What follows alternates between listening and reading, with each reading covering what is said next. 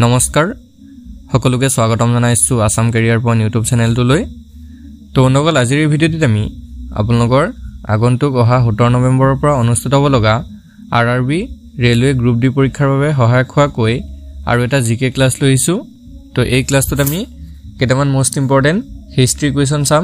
যিকেইটা আপোনালোকৰ আগন্তুক পৰীক্ষাৰ বাবে অতিকৈ হেল্পফুল হ'ব হেহে আপোনালোকে ভিডিঅ'টো স্কিপ নকৰিব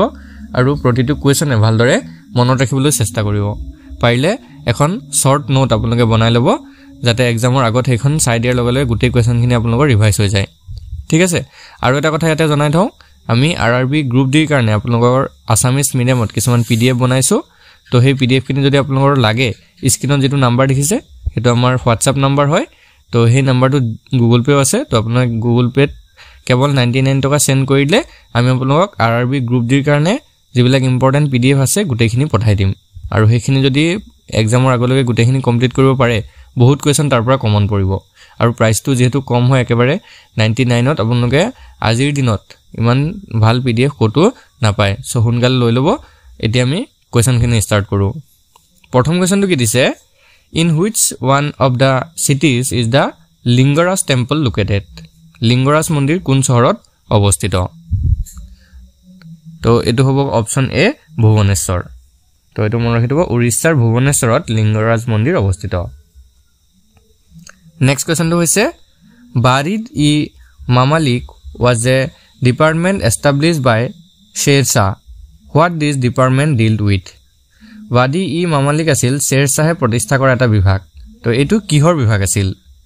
মানে সুৰাংশু আছিল নে পথৰ ৰোডৰ ৰিলেটেড নে বিত্ত বিভাগ নে কাছাৰী বিভাগ আছিল মানে কোৰ্ট কাছাৰী সো এটো আছিল অপচন এ ইন্টেলিজেন্স অৰ্থাৎ এটা সুৰাংশা বিভাগ আছিল তো মনত ৰাখি থব বাৰিদ ই মামালিক এটো এটা সুৰাংশা বিভাগ আছিল নেক্সট কোৱেশ্যনটো হৈছে which medieval book was written by Gulbadan Begum Gulbadan বেগমে কোনখন মধ্যযুগীয় গ্ৰন্থ লিখিছিল তো বিলক ইম্পৰ্টেন্ট প্ৰশ্ন হয় হিষ্ট্ৰিৰ মোস্ট ইম্পৰ্টেন্ট কোৱেশ্যন আৰু যিবিলাক আহি থাকে এক্সামত সেই কোৱেশ্যন বিলাক ইয়াত লৈ আহিছো তো ইয়াতে সুধিছে গুলবদন বেগমে কোনখন গ্ৰন্থ লিখিছিল তো হেতু হৈ যাবগে অপচন সি হুমায়ুনামা ঠিক আছে হুমায়ুনামা গ্ৰন্থখন গুলবদন বেগমে লিখিছিল নেক্সট কোৱেশ্যনটো হৈছে in the second round table conference who represented congress দ্বিতীয় ঘূৰণীয়া মেজমেলত কোনে কংগ্ৰেছক প্ৰতিনিধিত্ব কৰিছিল তো তেখেত আছিল option B Mahatma Gandhi next কোৱেশ্যনটো হৈছে what was the name of hitler's party that came to power in 1933 1933 চনত ক্ষমতালৈ অহা হিটলাৰ দলটো কি নামেৰে জনা গৈছিল তো এটো হৈ যাব অপচন বি নাজি পাৰ্টি ঠিক আছে নাজি পাৰ্টি নামেৰে জনা গৈছিল next question what was the ancient name of assam mentioned in ramayana and mahabharat Ramayana আৰু মহাভাৰতত অসমৰ পৌৰাণিক নাম কি আছিল তো এটো আমি জানিব লাগে সকলে অপচন বি হ'ব correct answer Pragjyotish next question what were harappan weapons made of তো হৰপ্পাৰ যিবিলাক অস্ত্ৰ আছিল হেবোৰ কিহেৰে নিৰ্মাণ কৰা হৈছিল তো এটো হ'ব অপচন বি কপাৰ ঠিক আছে কপাৰ এন্ড ব্ৰোঞ্জ তো এটো অপচন ডি টু কাৰেক্ট হ'ব এক সেকেন্ড এটো বি নহয় ডি টু কাৰেক্ট হ'ব দেই কপাৰ আৰু ব্ৰোঞ্জ দুটা আছে নহয় সো কপাৰ আৰু ব্ৰোঞ্জ এই দুইটা ধাতুৰে হে হৰপ্পাৰ অস্ত্ৰ-শস্ত্ৰবোৰ নিৰ্মাণ কৰা হৈছিল অপচন বি টু নহয় ডি টু কাৰেক্ট হ'ব next question which one among the following was the first english newspaper in india in the year 1780 1780 চনত প্ৰকাশ হোৱা তলৰ কোনখন ভাৰতৰ প্ৰথম ইংৰাজী বাতৰি কাকত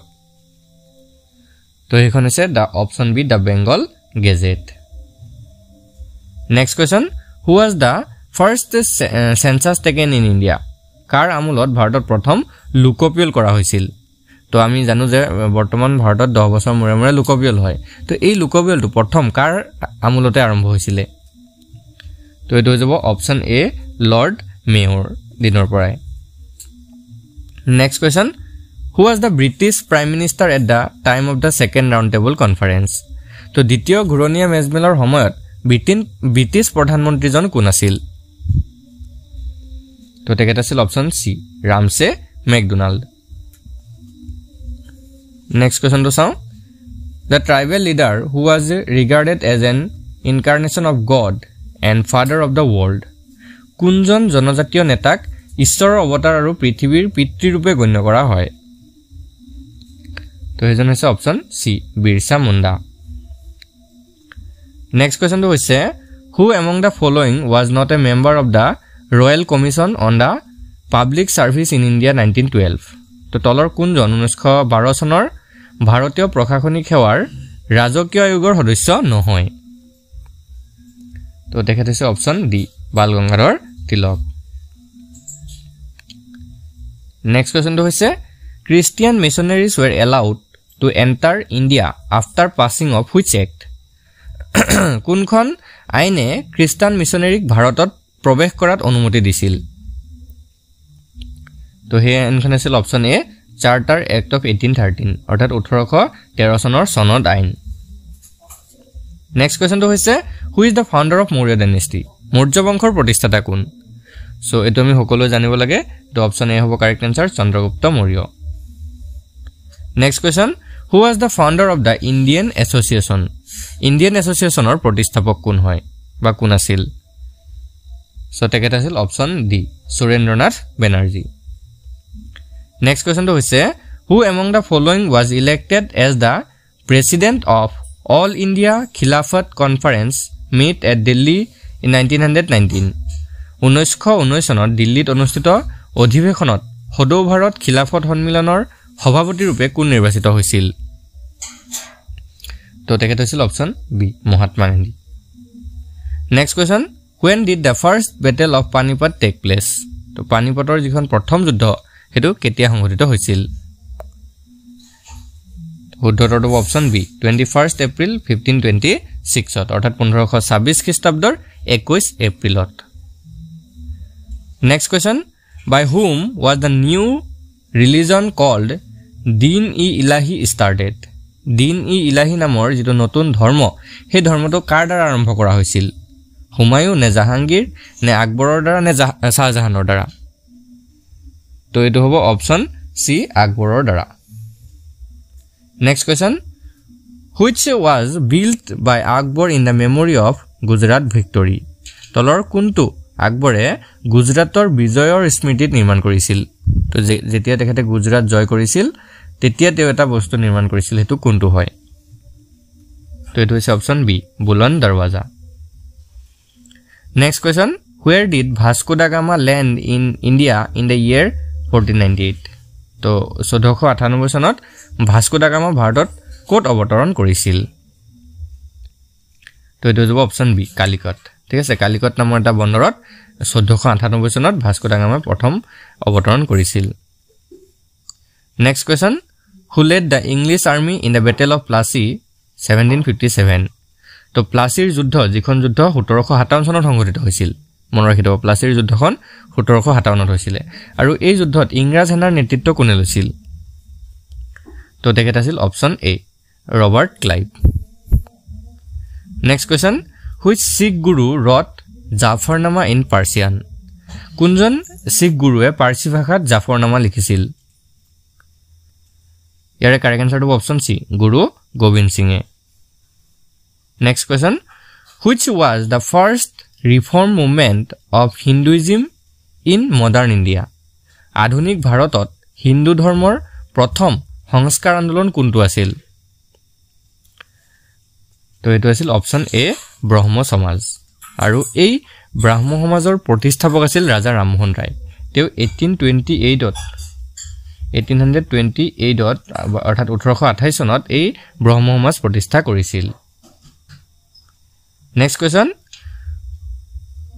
who established the Muhammadan Anglo-Oriental College at Aligarh আলিগড়ত কোনে মোহাম্মদ এংলো ওৰিয়েণ্টেল কলেজ প্ৰতিষ্ঠা কৰিছিল তো তেখেত আছিল অপচন এ সৈয়দ আহমেদ খানে next question which of the following societies was founded by জ্যোতিভা ফুল তলৰ কোনটো সমাজ জ্যোতিভা ফুলে প্ৰতিষ্ঠা কৰিছিল তো এটো হৈছে অপচন এ সত্যশোধক সমাজ ঠিক আছে সত্যশোধক সমাজখন জ্যোতিভা ফুলে প্ৰতিষ্ঠা কৰিছিল next question who was the first president of All India Trade Union Congress সৰ্বভাৰতীয় ট্ৰেড ইউনিয়ন কংগ্ৰেছৰ প্ৰথম সভাপতি কোন আছিল তো তো তেখেত আছিল অপশন ডি লালা লাজপত ৰায় ঠিক আছে লালা লাজপত ৰায় আছিল সৰ্বভাৰতীয় ট্ৰেড ইউনিয়ন যেটো AITUC বুলি কোৱা হয় সৰ্বভাৰতীয় ট্ৰেড ইউনিয়ন কংগ্ৰেছ তাৰ সভাপতি আছিল নেক্সট কোৱেশ্চন বেগম হজরত মহল led the revolt of 1857 from which of the following cities তলৰ কোনখন চহৰৰ পৰা বেগম হজৰত মহলে 1857 চনৰ বিদ্ৰোহৰ নেতৃত্ব দিছিল তো সেই চহৰখন আছিল অপশন এ লখনৌৰ পৰা next question who was the governor general of India during the revolt of 1857 তো 1857 চনৰ বিদ্ৰোহৰ সময়ত ভাৰতৰ গভৰ্ণৰ জেনেৰেল কোন আছিল তেখেত আছিল option C Lord Canning next question the Indian National Congress was formed during the tenure of which governor general কোন গভৰ্ণৰ জেনেৰেলৰ কাৰ্যকালত ভাৰতীয় জাতীয় কংগ্ৰেছ গঠন হৈছিল তো তেখেত আছিল অপশন সি লৰ্ড ডাফেৰিন নেক্সট আৰু লাষ্ট কোৱেশ্চন এটো who is called hermit of Simla কাক সিমলাৰ সন্যাসী বুলি কোৱা হয়